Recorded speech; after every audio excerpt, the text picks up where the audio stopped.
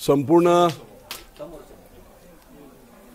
बारामती लोकसभा मतदारसंघातले फक्त पदाधिकारी, एकही कार्यकर्ता नव्हता. सगळे जिल्हा प्रमुख, तालुका प्रमुख, त्याच्यानंतर जिल्हा परिषद सदस्य, तालुका पंचायत सदस्य, इलेक्टेड नगरसेवक, शहर प्रमुख, अशा प्रकारचे मोठ्या पदावरची काम करणारे सर्व पदाधिकारी आणि इलेक्टेड मेंबर, अशी ही सभा झाली. आपण सगळं पाहिलं असेल की तुडुंब गर्दी होती आणि एक मताने या सर्व विचार झाले. सर्व लोकांचे आपापली मतं त्यांनी व्यक्त केली. जिल्हा प्रमुख दिलीपबाबा यादव असतील त्यांनी मत व्यक्त केलं, सभापती असतील त्यांनी मत व्यक्त केलं, आमचे युवाचे अध्यक्ष असतील मंदार गिरमे त्यांनी मत व्यक्त केलं आणि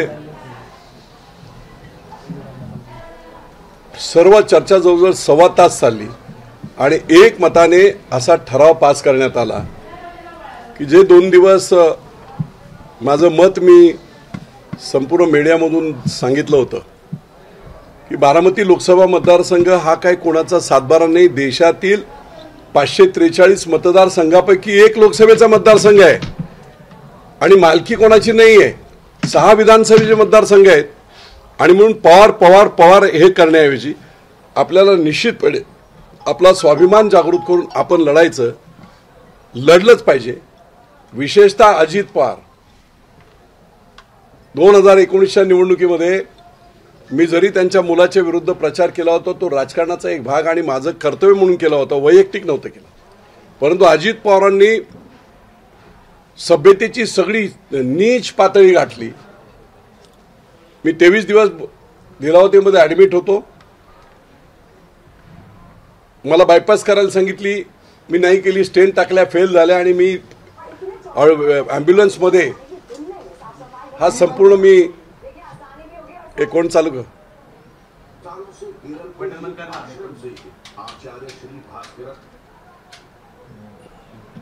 संपूर्ण कार्डियक ॲम्ब्युलन्समध्ये माझा प्रचार झाला आणि अजित पवारांनी या पालखी तळावर असं सांगितलं, मरायला लागलेला आहे तर कशाला निवडणूक लढवताय, तुम्ही खोटं बोलताय, लोकांची सहानुभूती घेण्यासाठी हे खोटं चाललेलं आहे काम तुमचं. माझ्या गाडीपर्यंत, माझ्या गाडीचा नंबर, मग ती कोणाची आहे, कुठच्या कंपनीचे, इथपर्यंत खालच्या थराला अजित पवार आले आणि तू कसा पुढे निवडून येतो तेच मी आता बघतो. महाराष्ट्रभरामध्ये मी कुणाला पाडायचं ठरवलं तर मी कुणाच्या बापाचं ऐकत नाही, मी पाडतो म्हणजे पाडतो. राजकारणामध्ये एखाद्याला निवडून आणण्याची पॉझिटिव्ह प्रवृत्ती असावी. मी निवडून आणणार म्हणजे आणणार. गाव पेटवायला एक नालायक माणूस लागतो, काडी ओढायला. गाव वसवण्यासाठी अनेक हात लागतात. मग अशा प्रकारची उर्मट भाषा त्यांनी केली होती आणि म्हणून आज त्या उर्मट भाषेचा मी माफ केलेला आहे त्यांना. ते ज्यावेळेस महायुतीत आल्यावेळेस मी जाऊन त्यांचा सत्कार देखील केला, मी भेटलो त्यांना. पण तरीही पुढच्या 7-8 महिन्यामध्ये त्यांची गुरमी तशीच होती. नीट बोलायचं नाही कोणाशी, काय कोणाचं काय, घरी कोण धान्य पाठवते, सगळे आपापल्या पद्धतीने. तुम्ही किती कोटीचे असाल ते बाकी कोणी सगळे तसेच आहेत. पण अतिशय उर्मटपणा जो त्यांचा होता, त्या उर्मटपणाबद्दल पूर्ण बारामती लोकसभा मतदारसंघात जेव्हा मी फिरलो त्यावेळेस लोक असे म्हणायला लागले की बाबा ठीक आहे, दोन्ही आता सुनेत्राताई आणि सुप्रियाताई आहेत, अजित पवार उर्मट आहे. मी 2 मधल्या प्रतिक्रिया सांगतो. अजित पवार उर्मट आहेत आणि म्हणून आम्ही अजित पवारांना मतदान करणार नाही, त्याच्याऐवजी आम्ही सुप्रिया सुळेंना मतदान करू. काही लोकांचं असं म्हणणं आलं की एका बाजूला लांडगा आहे आणि एका बाजूला वाघ आहे, कुठच्याही पिंजऱ्यात टाकलं तरी तेच आहे. आम्ही मतदान कसं करणार ते? आणि जेव्हा माझ्या हे लक्षात आलं जनतेची अडचण, त्यावेळेस मी ठरवलं की 6,86,000 मतदान हे पवारांच्या समर्थनार्थ आहे. या बारामती लोकसभा मतदारसंघ जवळजवळ 5,50,000 ते 5,80,000 मतदार पवार विरोधक आहेत. ते ना सुप्रियाताईला मत देऊ इच्छित ना सुनेत्रताईला देऊ इच्छित.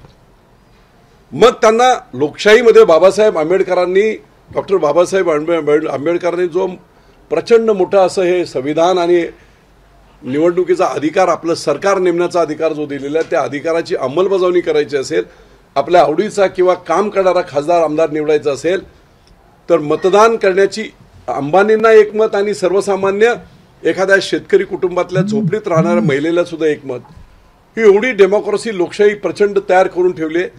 आणि मग जर त्यांना अशा नावडत्या लोकांना मतदान करण्याची संधी जर मतदारांना मिळाली नाही तर तो डेमोक्रेसीचा, लोकशाहीचा आणि बाबासाहेबांनी निर्माण केलेल्या सगळ्या व्यवस्थेचाच कुठेतरी घात होतोय. असा प्रकार माझ्या नजरेत आल्यानंतर मी ठरवलं, माझे पुरंदरचे तर लोक बोलतायत की आम्हाला बदला घ्यायचा, मी नाही बोलत, नियती बदला घेईल आणि तो बदला सगळ्या बाजूने त्यांचा झालेला आहे. जेव्हा पवार साहेब स्वतः त्यांच्या मुलाबद्दल माझ्या नातवाच्या म्हणण्याला कवडी मोलाची किंमत नाही हे म्हणाले त्या दिवशीच संपलं. तुम्हाला घर सोडून जावं लागलं त्या दिवशीच संपलं. पार्टीचा शपथविधी घ्यावा लागला त्या दिवशी तुमची क्रेडेन्शियल संपलं होतं. आजच्या घडीला काय परिस्थिती आहे सगळ्यांना सगळं माहीत आहे. आणि म्हणून बारामती लोकसभा मतदारसंघातील लोकशाहीला मानणाऱ्या, घराणेशाहीला, कुटुंबशाहीला आणि साम्राज्यवादाला न मानणाऱ्या सर्वसामान्य मतदारांना मतदानाचा हक्क मिळावा म्हणून मी ही निवडणूक लढणार.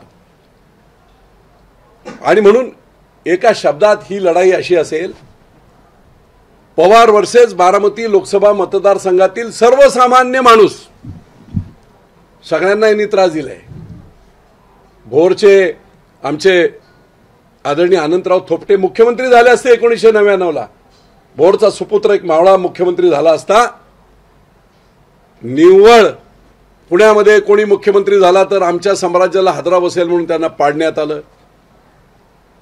संग्राम थोपटेंना महाविकास आघाडीत मंत्री कोणी होऊ दिलं नाही. संग्राम थोपटेंना संपूर्ण विधानसभेचं अध्यक्षपद, सर्वोच्च पद मिळत असताना, काँग्रेसने सांगितलेलं असताना ते होऊ दिलं नाही. ते अजित पवारांनी होऊ दिलं नाही. पुण्यामध्ये दुसरा कोणीच मोठा नको, आम्हीच पुण्याचे मालक, पुणे जिल्ह्याचे मालक, फक्त बारामतीचे नाही. अशा प्रकारची मानसिकता यांची आहे. ती मानसिकता मोडली पाहिजे. हर्षवर्धनकडून मतदान करून घ्यायचं लोकसभेला आणि विधानसभेला हर्षवर्धन साहेबांना धक्का देऊन टाकायचा, अपक्ष उभे करायचे, इतर उमेदवार उभे करायचे. अशा प्रकारची फसवेगिरी आणि फसवेगिरी करणे हा आमचा जन्मसिद्ध अधिकार अशा आविर्भावात राखते. एखाद्याने एखादी चूक केली किंवा काय फसवणूक केली तर त्याला निदान पश्चाताप असतो. यांना कसलाही पश्चाताप नाही. आमचा तो अधिकार आहे जन्मजात लोकांना फसवणे किंवा लोकांची वाटोळ करणे. आणि म्हणून सगळ्या मतदारसंघामध्ये जे आज 2 दिवसामध्ये साधे शेतकरी, शेतात 15-20 शेतकरी आहेत, मला फोन केलेला फोन ऑन आहे, बापू माघार घ्यायची नाही, आम्हाला मतदान करायचं. तुम्हाला एका मुलाचा एकच टॅगलाईन मी तुम्हाला सांगतो. माझं कुठचं तरी टीव्हीची मुलाखत होती, त्याच्या खाली कॉमेंट्स होत्या आणि त्या कॉमेंटमध्ये त्या मुलाने लिहिलं होतं, विजय बापू शिवतारेंना बारामती लोकसभा मतदारसंघात एक मत म्हणजे दोन्ही पवारांचा पाडाव हा दुर्मिळ योग आज तुम्हाला आलाय. विजय बापू शिवतारेंना दिलेलं एक मत सरंजामशाही, प्रस्थापितगिरी संपेल असा त्याचा अर्थ होतो. आणि म्हणून लोकशाहीमध्ये जेव्हा लोक पेटून उठतात, पार्थ पवारांच्या वेळेस सुद्धा अजित पवारांनी खूप मोठी तयारी केली होती, काय धुवा होता सगळा, पण जनतेने हातात निवडणूक घेतली आणि हुकुमशाही, सरंजामशाही चालणार नाही दाखवून दिलं जनतेने मावळच्या. त्याचप्रमाणे बारामती लोकसभा मतदारसंघातील सर्व मतदारसंघातील लोक, आम्ही 41 वर्ष तुम्हाला मतं देतोय. पुरंदरला काय एक प्रोजेक्ट दिलाय पवारांनी तो दाखवावा. सगळे केंद्राचे प्रकल्प, राज्याचे प्रकल्प, medical college, women's hospital, ESIC hospital, शेतकीचे सगळे प्रकल्प, डेअरी तिकडेच, मोठे मोठे कारखाने तिकडेच. आम्ही तुम्हाला बारामतीपेक्षा 2 वेळा पुरंदरने जास्त मतं दिले. तुम्ही त्या बदल्यात आम्हाला काय दिलंय? आम्हाला म्हणजे आमच्या लोकांना. तुम्ही ठराविक काही असतील लोक तुमचे, पण शेतकऱ्यांना काय दिलं? भोरला काय दिलं? दौंडला काय दिलं? इंदापूरला काय दिलं? तुम्ही पंतप्रधानांना घेऊन यायचं आणि बारामती शहर दाखवायचं. तुम्ही जरा बारामती शहराचा, बारामती तालुक्याचा पश्चिम भाग 29 गाव जरा दाखवा ना. मला आव्हान आहे तुमचं की ते 29 गावात आज आपण जा. आंबीपासून भोयटेवाडेपासून पियाला पाणी नाही. इरिगेशन सिंचनाचं तर वेगळं राहिलं. 50 वर्ष तुम्ही त्या 29 तुमच्या तालुक्यातल्या लोकांना पाणी देऊ शकला नाही. जे बारामती बागायत आहे ते ब्रिटिश कालापासून आहे. हे पवारांनी केलेलं नाही. सगळे कारखाने असतील काय असतील हे काय कोणी बनवले, कोणी लुटले. त्यामुळे एक आता प्रसंग असा आलाय की या लोकशाहीमध्ये कुणी ना कुणीतरी डेअरिंग केली पाहिजे, कुणी ना कुणीतरी धाडस केलं पाहिजे, लोकांची बाजू मांडली पाहिजे आणि प्रस्थापितांच्या विरुद्ध दंड थोपटून उभं राहिलं पाहिजे. पुरंदरच्या मातीला तर वसा येतो. ब्रिटिशांच्या विरुद्ध पहिली लढाई 1857ला नाही झाली, त्याच्या अगोदर उमाजी नायकांनी केली. हा इतिहास आहे पुरंदरचा. संभाजी राजांचा जन्म इथे झालेला आहे. महाराजांची पहिली लढाई या पुरंदरमध्ये झाली आहे. बेलसारांनी खळदला. अख्ख्या महाराष्ट्राचं कुलदैवत याच मातीत आमच्या खंडोबाला आहे, जेजुरीला आहे. बोलेश्वराचं मंदिर यादवकालीन लोकांनी बांधलं. 3000 किलोमीटर लांब येऊन का तिकडे जागा नव्हती का?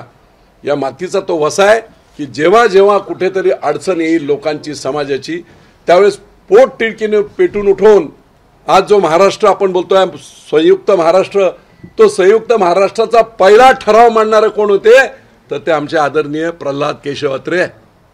अत्रे साहेब होते म्हणून महाराष्ट्र आहे. मुंबई सकट महाराष्ट्र असण्याचं जे आहे ते ह्याच पुरंदरच्या मातीतून झालेलं आहे. आणि म्हणून आज इथून मतदान मिळवायचं आणि त्या मतदानाच्या जोरावर तुम्ही राज्यात ब्लॅकमेलिंग करायचं, देशात ब्लॅकमेलिंग करायचं. हे ब्रह्मराक्षस हा रावण आम्हीच तयार केलेला आहे. आम्ही मतं देऊन तयार केलेलं आहे. आणि मग बाहेरचा माणूस कोणी येणार नाही. या पापाचं आम्ही केलेलं पाप आहे. या पापाचं परिमार्जन हे आम्हालाच करावं लागेल या मतदारसंघातील मतदारांना. आणि म्हणून ही लढाई आहे. या रामायणातला रावणाच्या विरुद्ध लढणारा, रामाच्या बरोबर असणारा बिभीषण विजय शिवतारे. निर्णय घ्यायला उशीर झालाय का? आणि अजित पवार काही निर्णय घ्यायला उशीर नाही. लोक हुशार आहेत, प्रचंड हुशार आहेत. मीडिया आता हे झालेलं आहे. आता काय पहिल्या मोठ्या मोठ्या सभा घ्याव्या तसं नाही.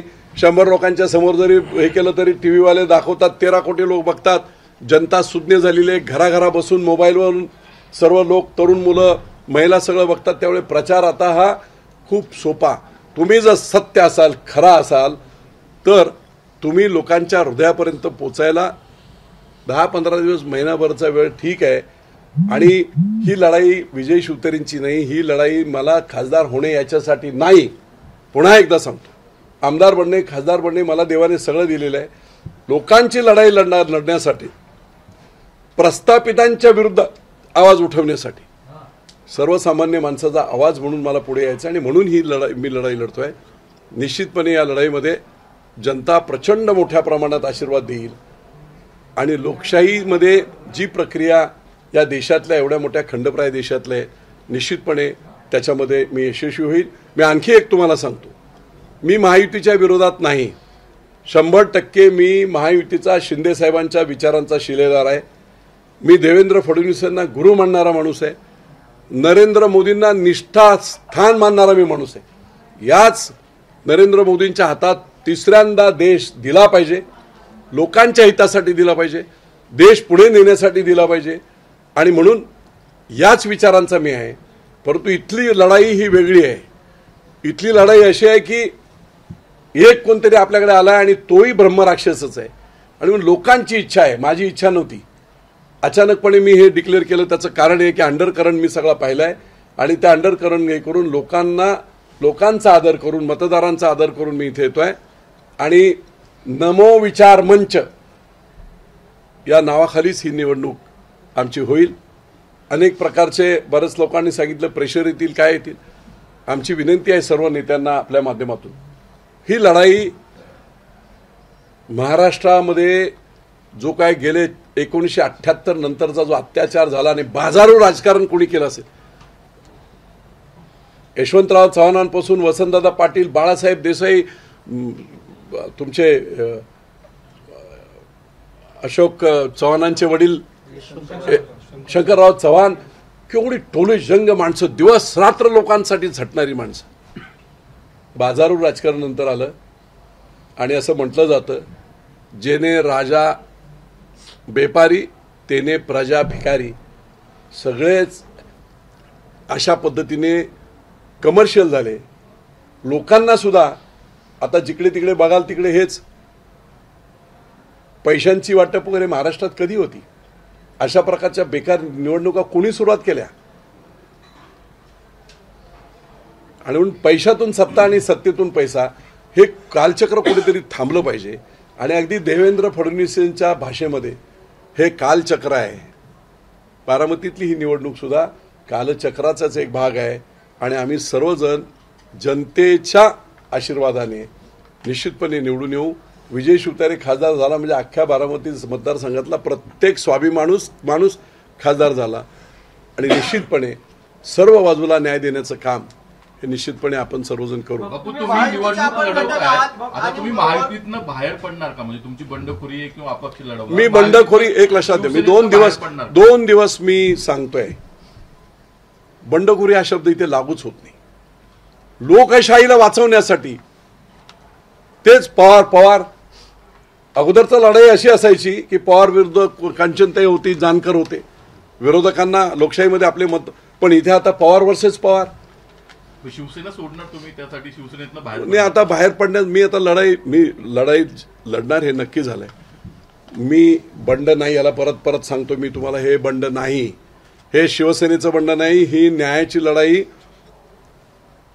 याच्या अगोदरी अपोजिटला असायचं ना कोणतरी. पवार एका बाजूला असायचे, दुसऱ्या बाजूला कांचनकुले होत्या, कधी नलावडे होत्या, कधी जानकर होत्या. आज कोण आहे? पवार वर्सेस पवार. मग ह्या 5,80,000 लोकांनी जायचं कुठे? म्हणून ही न्यायाची लढाई लोकशाहीतली मी लढतोय. मी बंड करत नाही. लोकांची जी भावना आहे ती भावना व्यक्त करण्यासाठी त्यांना मतदानाची संधी मिळावी म्हणून हे काम. तुम्ही याचं नाव नमो विचार मंच केलेलं आहे. तुम्ही शिवसेनेचे पदाधिकारी आहात, याआधी मंत्री राहिलेला आहात. तुम्ही शिवसेनेच्या नावानं मंच काढण्याच्या ऐवजी तुम्ही नमो विचार मंच काढला. देशामध्ये अजित पवार हे नरेंद्र मोदींकडे गेलेले आहेत. नरेंद्र मोदी अजित पवारांचं कौतुक करतात. तुम्ही नरेंद्र मोदींच्याच नावाने विचार मंच काढता आणि अजित पवारांना आव्हान देता. म्हणजे वरचे नेते अजित पवारांचं कौतुक करता, तुम्ही अजित पवारांच्या विरोधात लढता. हा विरोधाभास नाही का वाटत? तुम्ही नरेंद्र मोदींच्या नावाने विचार मंच केला, त्याचं कारण काय? तुमच्यावरती असा आरोप होतोय, बापू काही नेते असं खासगी सांगतात की हे भाजपचंच काम आहे, भाजपनंच बापूंना सांगितलंय का की निवडणूक लढवा म्हणून? ते एकदा स्पष्ट करा. बिलकुल नाही, कोणत्याही नेत्याशी चर्चा नाही. माझी चर्चा, मी फिरलो सगळ्या मतदारसंघांमधून, लोकांनी मला काय सांगितलं. मी काळूबाईच्या मंदिरामध्ये राख नावाच्या गावात गेलो होतो. मंदिराला भेट दिली, सतरंजीवर 200 लोक होते. आणि ज्या रिॲक्शन मी तिथे पाहिल्या, आम्हाला मत ना सुप्रियाताईला द्यायचं आहे, 15 वर्ष त्यांनी काय केलेलं नाही, ना आम्हाला सुनेत्रताई. कोण सुनेत्रताई? अजित पवारांची मिसेस म्हणून आम्ही मतदान करायचं? काय लोकशाही आहे? काय कॉन्ट्रीब्युशन? आणि म्हणून अजिबात नाही. कोणत्या नमो मी एवढ्यासाठी म्हणतोय, नरेंद्र मोदींवर या देशातल्या करोडो लोकांची श्रद्धा आहे, तशी विजय शिवतारेंची श्रद्धा आहे. आज बाळासाहेब असते तर गोष्ट वेगळी असती. शिंदे साहेब कोणाला मानतायत? नरेंद्र मोदींना. देवेंद्र फडणवीसांचं अधिष्ठान आणि जागा गुरु कोण? नरेंद्र मोदी. सर्वांचेच नरेंद्र. कारण देशाला चालवायला आदरणीय पंतप्रधान नरेंद्र मोदींशिवाय दुसरा पर्यायच नाही आहे. आणि डेडिकेशन काय आहे त्यांचं? त्याच्यात सगळ्यात महत्वाची, 70 वर्ष काँग्रेसने राजकारण केलं. त्या राजकारणामध्ये प्रत्येक जिल्ह्यात त्यांनी सुभेदार नेमले.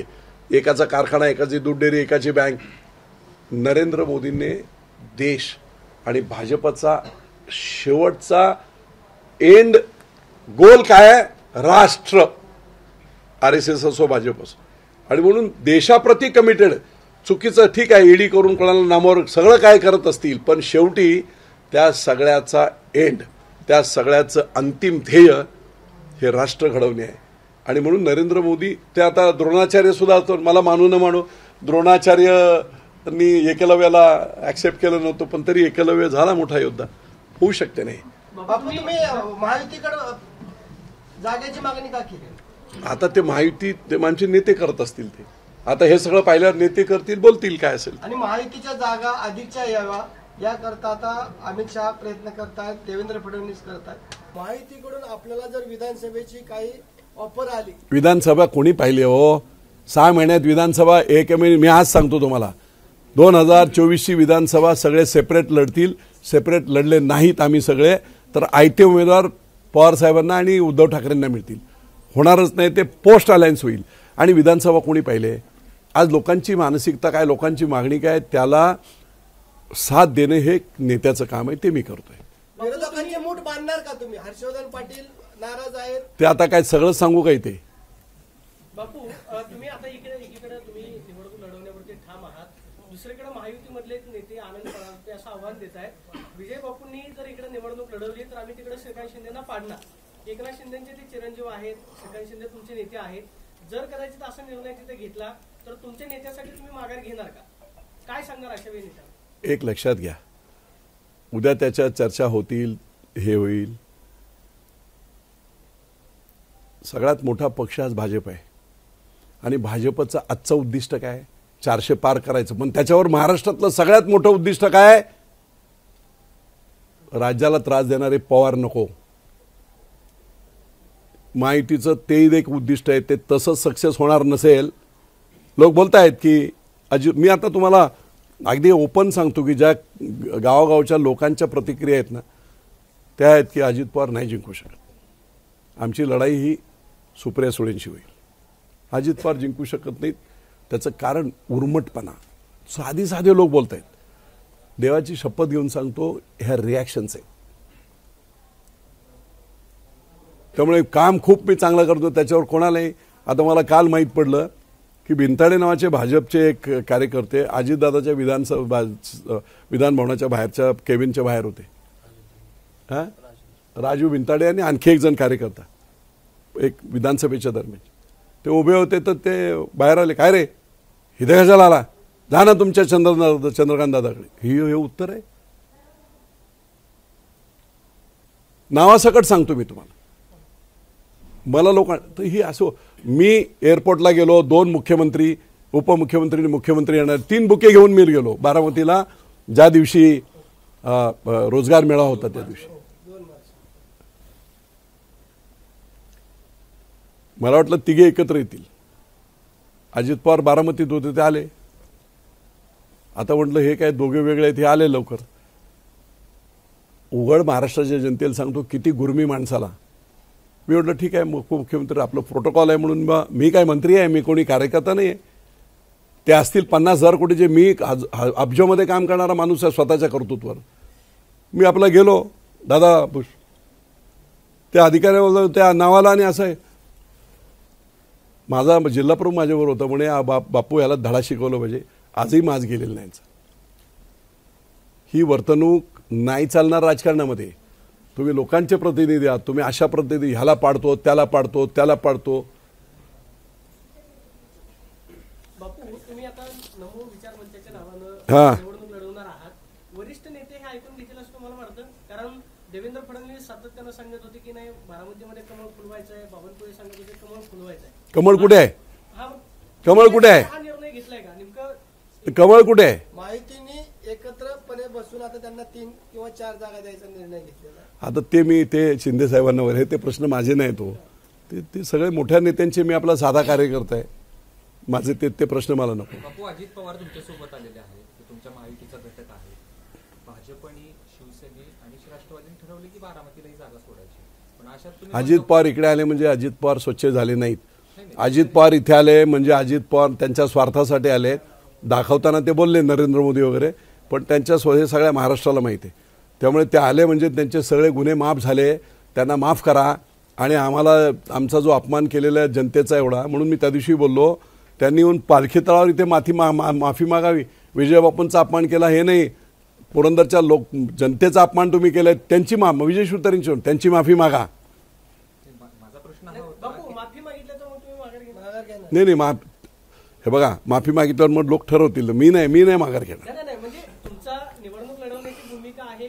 1000% मी निवडणूक लढवणार. नाही, त्या युटर्न घ्यायचं काय कारण चाललंय? माफी मागून संपतं थोडी. माफी मागून करेक्टिव्ह ऍक्शन झाली, संपलं विषय. मग लोक ठरवतील काय करायचं. बापू, या संदर्भात वरिष्ठ नेत्यांशी चर्चा झाली का? कारण अजित पवारांनी काल खूप सावध प्रतिक्रिया दिली, त्याच्यामध्ये वरिष्ठ बसून निर्णय घेऊ, या संदर्भात तुम्ही कुठल्या, जेवढा मोठा तुम्ही निर्णय घेताय बारामती लोकसभा मतदारसंघातून लढायचा, तुम्हाला कुठल्या वरिष्ठ नेत्यांचं पाठबळ आहे का, किंवा तुम्ही या संदर्भात चर्चा केली? मला जनतेचं पाठबळ आहे, 15 लाख जनतेचं पाठबळ आहे आणि त्यांच्यासाठीच ही लढाई आहे. बापू, अजून एक अशी चर्चा आहे की शरद पवारनीच तुम्हाला उभं केलेलं आहे, ताकद दिलेली आहे. याचा फायदा सुप्रिया सुळे कारण तुम्ही लढता आहात सुप्रिया सुळेंना पाडण्यासाठी, म्हणजे तुम्ही महायुतीत आहात, भाजप. अजित पवार आमची लढाई नाही आहे. अजित पवारांना आमची लढाई लढत कोणाशी होणार? अजित पवार रेसमध्येच नाही आहेत, मी आज सांगतो तुम्हाला. लढत होईल सुप्रिया सुळेंची. महायुतीची मतं वेगळी होणार नाही कसं वाटतं? कारण तुम्ही आज लढता आहोत ते इथे मतं शरद पवार प्रो आणि अँटी शरद पवार. मला सांगावं, जानकर आले, जानकर अख्ख्या मतदारसंघात 2014 मी प्रचार प्रमुख होतो. जानकरांचा चेहराही कोणाला माहीत नव्हता, चिन्हही कोणाला माहीत नव्हतं, तरी 70,000 मतं, म्हणजे 35,000 आणखी मतं जानकरला मिळाली असती. त्यांनी कमळ घेतलं असतं त्यावेळेस निर्णय लागलास. याचा अर्थ आहे पवार विरोधी अँटी पवार मतं जी आहेत ना, ती खूप मोठ्या प्रमाणात आहेत आणि त्यांना मतदान करण्याचा अधिकार मिळाला पाहिजे. 2 पवार वर्सेस पवार हे नाही चालणार, म्हणून हे सगळं आहे. शिंदे साहेबांना सोडणार का मग आता तुम्ही? शिंदे साहेबांची सोडायची काय कारण? शिंदे साहेबांनी जर तुम्हाला सांगितलं आता माघार घ्या तर काय? मी लोकांचं ऐकणार आणि त्या चर्चा होतील. मी माझं मत त्यांच्यासमोर सुद्धा मी प्रामाणिकपणे जाऊन हे मत मांडणार. तुमचा जो हेतू आहे, महायुतीचा हेतू काय? शरद पवारांना चेकमेट करणे, खूप त्रास होत आहे त्याचा, तो साध्य होणार नाही याच्यातून. बंडखोरी झाली ना सर? बंडखोरी नाही, परत मी सांगतो, बंडखोरी हा शब्द वेगळा. लोकांच्या भूमिका, लोकांच्या भावना तशा आहेत म्हणून हा सगळा आहे. शिंदेंना डावलून तुम्ही मग उमेदवारी लढवणारच? डावली तुम्ही कशाला शब्दाचे हे करताय? माझे ते मित्र आहेत, माझं एकदम चांगलं आहे, आमचा नेते आहे, मुख्य नेते आहेत, त्यांच्याबद्दलचा प्रचंड आदर आहे. तुमच्या माहितीसाठी सांगतो की जेव्हा ते उठाव झाला, त्यांचा बंडसुद्धा उठाव झाला एका प्रिन्सिपल मुद्द्यांवर, त्यावेळेस ते सगळे आमदार जेव्हा गेले त्यावेळेस महाराष्ट्रातला ते मुख्यमंत्री होण्याच्या अगोदर महाराष्ट्रातला मी पहिला मंत्री आहे ज्याने प्रेस कॉन्फरन्स घेऊन 5 दिवस अगोदर यांचे विचार बरोबर आहे, उद्धव साहेब काँग्रेस राष्ट्रवादी बरोबर गेले ते चूक आहे आणि म्हणून त्यांनी केलेला उठाव, या उठावाचं समर्थन करत मी त्यांच्याबरोबर आहे, माझी जनता त्यांच्याबरोबर, असं 5 दिवस अगोदर प्रेस घेऊन मी सांगितलं होतं. एक एक मित्रांना बोलू द्या. म्हणून त्यावेळेस एकनाथ शिंदेने उठाव केला. आता तेच अजित पवार तुमच्याकडे आले. एकनाथ शिंदे अजितदादांचं कौतुक करतात बारामतीमध्ये येऊन. तुम्ही म्हणताय की नाही एकनाथ शिंदे आमचे नेते आहेत. अमित शहा अहो अलायन्स सगळं तुम्ही जरा भाषणं काढा ना पाठीमागची. मला एक मिनिट. अजित पवारांनी एकनाथ शिंदेबद्दलचं एक मोठं वक्तव्य आहे त्यांचं.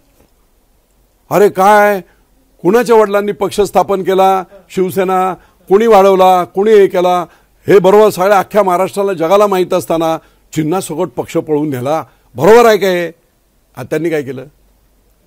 हे त्यांचंच भाषण. एवढ्या राजकारणात वेगवेगळी भाषणं वक्तव्य होत असतात टाईम टू टाईम. मला एक कळते, मी प्रामाणिक आहे. लोकांची जी प्रामाणिक इच्छा आहे त्या इच्छेला साथ देण्याचं काम, शेवटी निर्णय काय लागेल तो लागेल, पण त्यांना मतदान करण्याची संधी देण्याचं काम, ते कर्तव्य मी करतोय, म्हणून मी हे करतोय. बारामती लोकसभा मतदारसंघातल्या तुम्ही खरं तर पुणे जिल्ह्याचा विचार केला, त्यातल्या त्यात बारामती लोकसभा मतदारसंघाचा विचार केला तर तुमच्यासारख्या लोकांचा अनेकांशी अजित पवारांशी संघर्ष झाला किंवा शरद पवारांशी संघर्ष झाला. ही नाराजी जी खतखत आहे, भाजपमध्ये देखील लोक बोलत नाहीत, ते पदाधिकारी, ते तुमच्याशी त्यांच्या मतांच्या आधारावरच तुम्ही हे बोलता. हे बघा, मतदानात लोक जाऊन मतदानात करतील.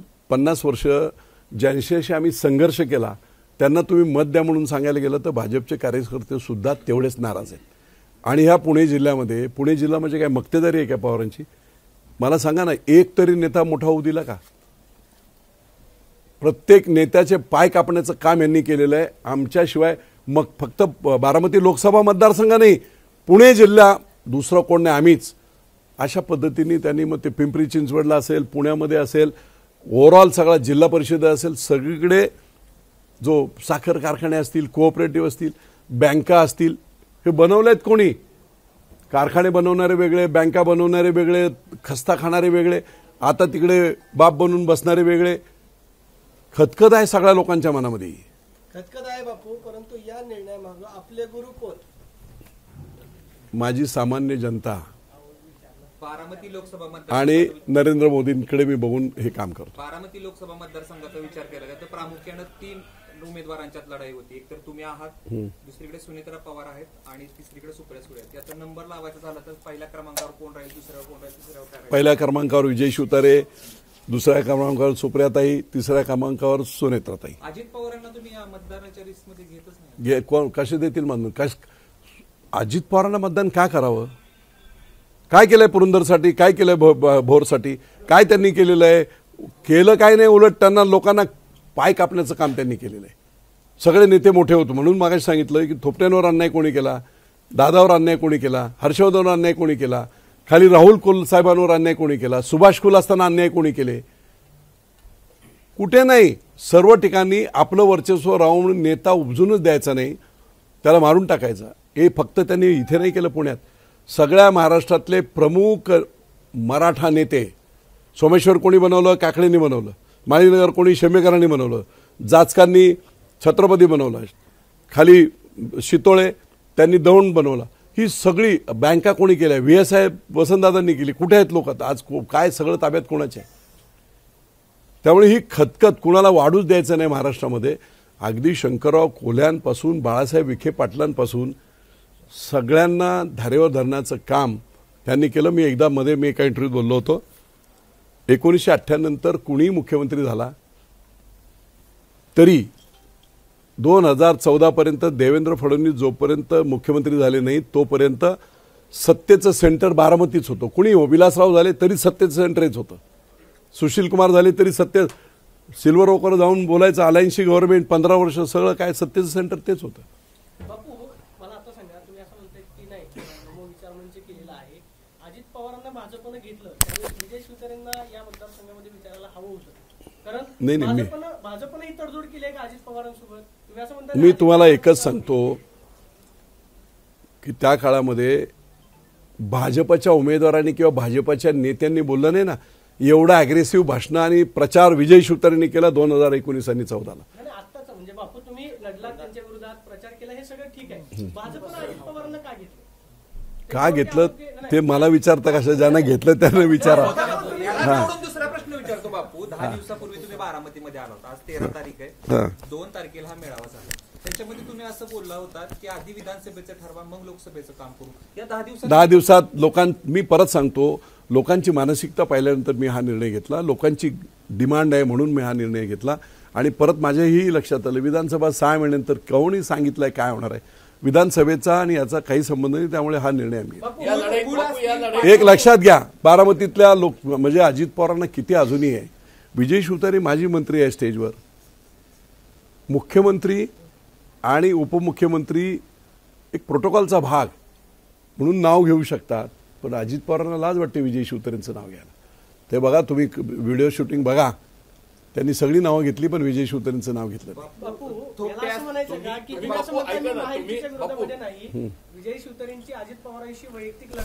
नाही. नाही, मतदारसंघाची पवारांच्या विरुद्ध लढाई, ही लढाई पवार वर्सेस लोकसभेतील, बारामती लोकसभेतील मतदार, अशी लढाई आहे. या लढाईत तुम्ही म्हणताय बापू तुम्ही बिभीषण आहात, या लढाईमधले रावण कोण आहे? आता कोण, आता बिभीषण म्हटलं तर रावण कोण समजा तुम्ही. शेवटचा एक प्रश्न विचारतो. आता कशाला या शब्दात अडकवा.